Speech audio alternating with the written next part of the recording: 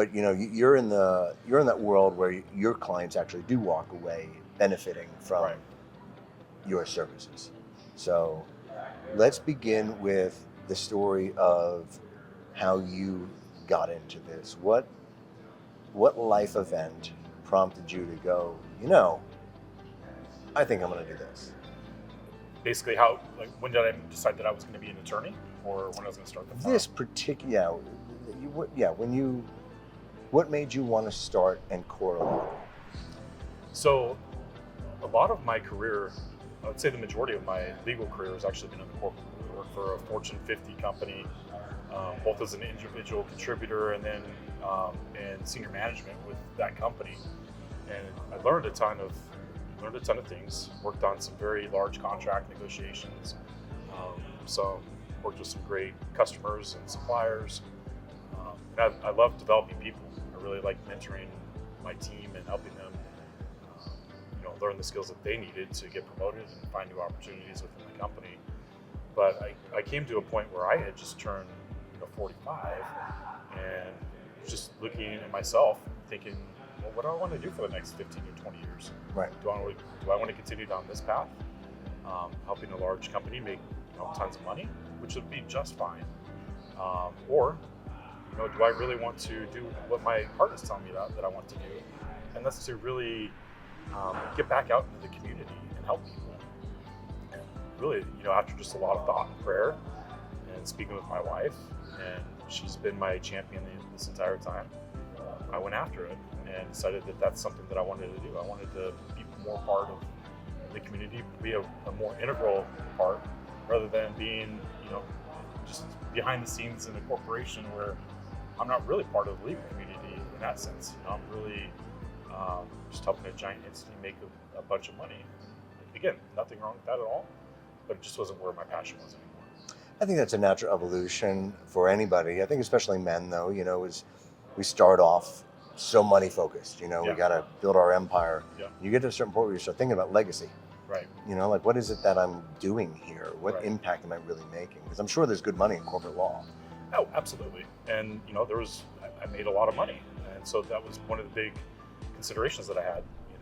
Starting off of any business, and a law firm is a business, you're starting from ground zero, and I didn't have any client base to take with me. Sure. So I'm really starting to build my own reputation again from scratch, getting out into the community, networking with people, and just making my face visible. But it's been fantastic. I've really met some wonderful people throughout this journey so far, and whether it's clients or potential partners that I work with, or even just people in the community that I've been able to help and support through charitable donations and be part of events and things like that. It's really brought a sense of worth to me personally. And as we were just talking about, you work in the area of law that actually your clients walk away happy with, with your services, right? It's not like I just spent all this money. I hope they do. Yeah. So what made you choose this particular area? Because you do estate planning. Right. You said you do accident. I do, yeah. Okay, so is that personal injury? Personal injury, right. Okay. And then there's another area that I'm forgetting at the moment. Estate planning. Estate planning, I said. And business personal law. injury and business law. Yeah. There we go. Okay. Right. What made you choose those areas? So the majority of my career, the business law is almost come second nature just by virtue of my Sure. experience, right? Really in-house roles, dealing with very complex contract issues, and I've represented in the past small businesses, medium businesses as well. And so that really is second nature to me. Estate planning as well. I had a lot of experience with that in my early career, and really it's kind of like riding a bike. There's a lot of different law changes and things like that, but it was something I was able to pick up again, and it's really an area that I'm passionate about because I get to help people avoid issues that could come down the road if you're not planning for certain life events. The personal injury side, though, is actually something that's a little bit newer in my legal career because, between my experience in the corporate world and starting Ancora Law Group, I actually worked for a big personal injury law firm here in town, and I found out that I was really good at it, and did did quite a bit of work with, boy, I'm trying to think how many clients that I had helped reach a conclusion or settlement in their cases. But it was well into the hundreds, and we're talking millions of dollars in settlements. Yeah. But that, to me, was very rewarding, because oftentimes I'm dealing with people that have never worked with a lawyer before, have never needed a lawyer, and it provides them access in the personal injury side to a lawyer. They don't have to come out of pocket for it. Wow. You know, so they're able to get access to a lawyer, help them through oftentimes some of the worst situations that they've been in because they're injured, it wasn't their fault. Sometimes it can, cause them to miss some time at work, cause family problems sometimes, just because it can have emotional and physical damage to you. But to be able to help those people through some of those darkest times was really rewarding. And again, it's not something where they've got to come out of pocket. That's called contingency, right? It's called a contingency. Yeah. Right? So now, is that specific to personal injury? It's probably most common in that area of law. There are other areas of law too that do work on contingent fee basis, like medical malpractice or other malpractice suits. It's typically in cases where there's an insurance company involved, though. Because they have minimums that, that they're gonna at least cover this. Right. Yeah. I mean, that's anticipated in those situations, that at least there's somebody with pockets to be able to pay. Right. Yeah. Yeah, that's advice I give to people, especially in custody situations. Yeah. Where it's like, if you cannot, don't. Work it out yourself, because it can be messy and costly, with no resolution at the end. Yeah. Which is the scary part. Well, and that can happen whether it's in family law or any other litigation. You are literally walking up to a craps table and rolling the dice. Yeah. You do not know what the outcome's going to be. I don't think any lawyer with a straight face could guarantee any sort of outcome in litigation. You might have a feeling of odds of success. You're going to do well, or that the outcome's going to be in your favor, but you can never guarantee that. Right. And sometimes you might win on certain parts and lose on others. It's not winner take all the time either. Well, that's a great segue into now the estate planning, because going into something, knowing, having a strategy, right. You don't want to end up at the end of your life without that plan in place, right? Because as you've talked about, you get into probate and it's a whole bird's nest of problems. Right. Yeah, talk to me about that. What is it that people should know beyond the heart and desire and reason you got into this, which I think is so admirable, because what I didn't hear you say, which a lot of people get into becoming a lawyer, I think, is money, right? Like, I'm going to be a lawyer because there's a lot of money in being a lawyer, which again isn't a bad motivation, but you're now at the point in your life where you're looking to actually make an impact in a positive way. Right. What do people need to know going into, and at what age really should they start to think about their estate planning? Well, I don't think that there's any magical age. I will tell you though that most of my clients are probably middle-aged and over, because they're starting to think about those types of things in their life, about the what ifs, or they've perhaps had a family member pass away and have had a bad experience because there was no trust in place, there was no will potentially, and have had to go through that probate experience or fight with family members over who's going to get what. And you probably know this already, but money changes people. Mm-hmm. And if there's money at stake and there's no plan in place, I mean, it can just invite a bunch of disputes between family members, and that's really unfortunate. It can really cause rifts between family members, and sometimes they'll never speak to each other again. Yeah, that's, which I think is the biggest loss. Right. But I mean, kind of getting back to your question, what age somebody should start thinking about this? I would say, honestly, age 18, because at that point you are a legal adult. And so let's say you were to get into a car accident and you don't have a power of attorney, you haven't made any sort of healthcare decisions on who's going to take care of you. You can't make those decisions on your behalf or on your own. It's imperative for somebody to just have that plan in place. If I go out today and get hit by a bus, I know at least my wife has got a power of attorney, and she can go take care of my financial affairs on my behalf. She can go to the doctor and tell the doctors what I want. But of course, if you're a single person, you don't have a wife or a spouse or anybody like that legally able to make those decisions for you, it's important to have somebody else be able to be in that position. Sure. Somebody that can go access your bank account, pay your bills, somebody that can talk to the doctors and you can make decisions on their behalf when they're not able to. That's fascinating. So yeah, I mean, I think people think, at least I always thought, estate planning means you have to have an estate, right?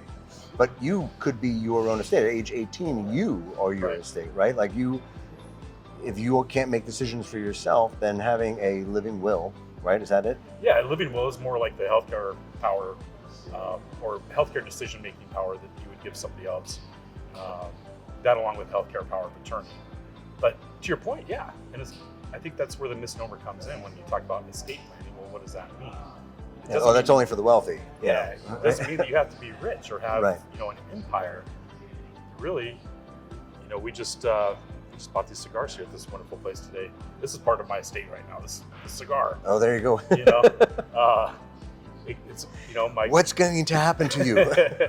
You will get smoked.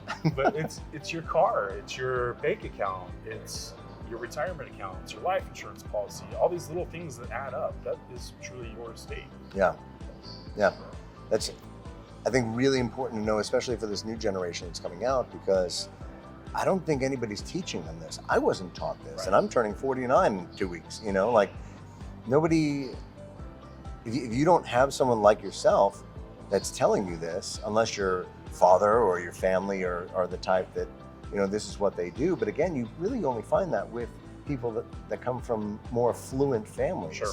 Right? That's just kind of, we have to protect the family estate, Right. So therefore, when you're 18, we know exactly what's happening to you, but for the regular person, so what would you say if you were to map out somebody that turned 18, or, because I think once you're 35, you start thinking about this stuff, Sure. right? You're either married with kids or you're going through your first divorce. Right.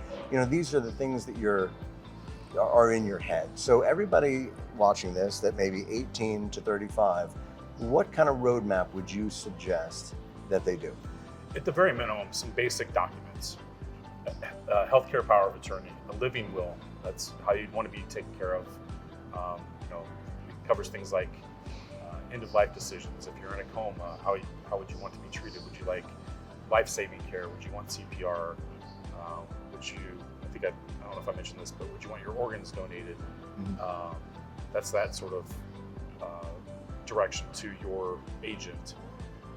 Making sure that they don't get to decide when they take your organs. Right. Or We're taking that now. I'm not dead yet. What's that, Monty Python?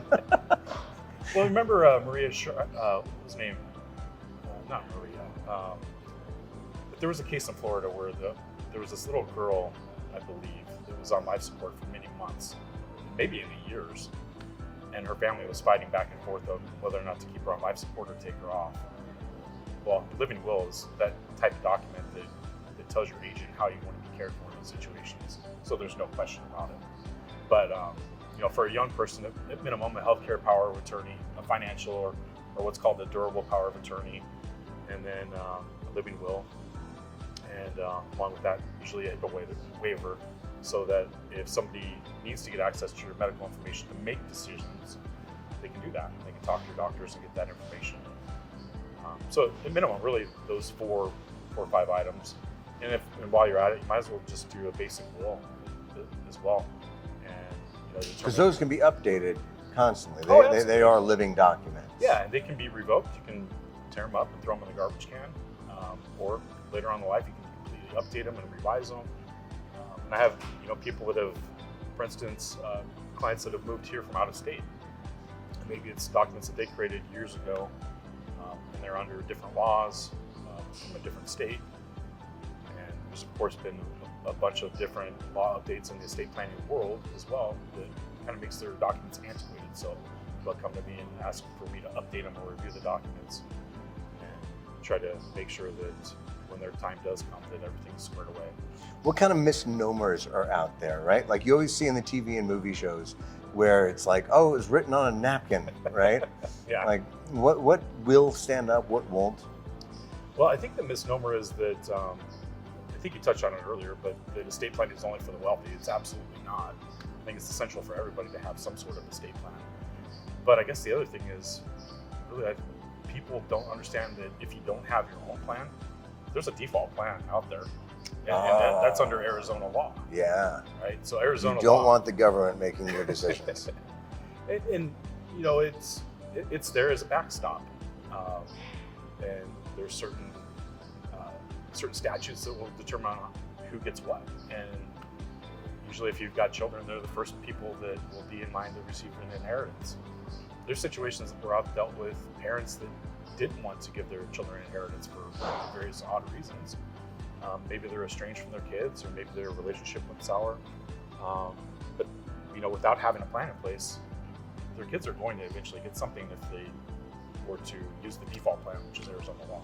Okay, so let's talk a little bit more about what the kids get. Okay, that's saying if there's an inheritance that you want to get. Right. There's also the inheritance you don't want to get, which is all the bills that you owe and, you know, liabilities, right? Now, is there a way to protect your heirs from receiving your debt?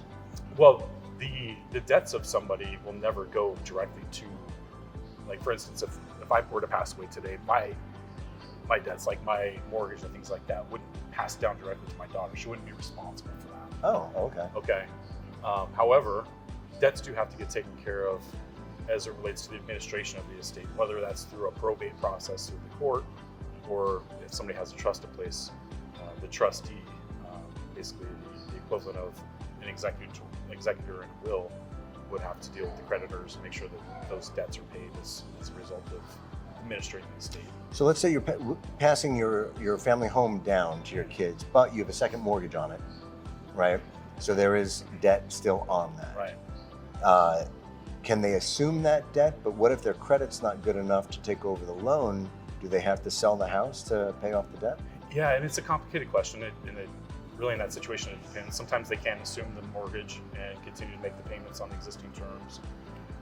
However, if you know, in situations where potentially that person that would inherit the property doesn't have the wherewithal or the funds to make the mortgage payment, property tax payment, all the things that go along with maintaining a home, it might be better off for them to sell that property, take the equity out, and then maybe they buy something within their budget or something like that. Gotcha. All right, now let's flip the script. So for the people that are, I'd say 65 plus world, Sure.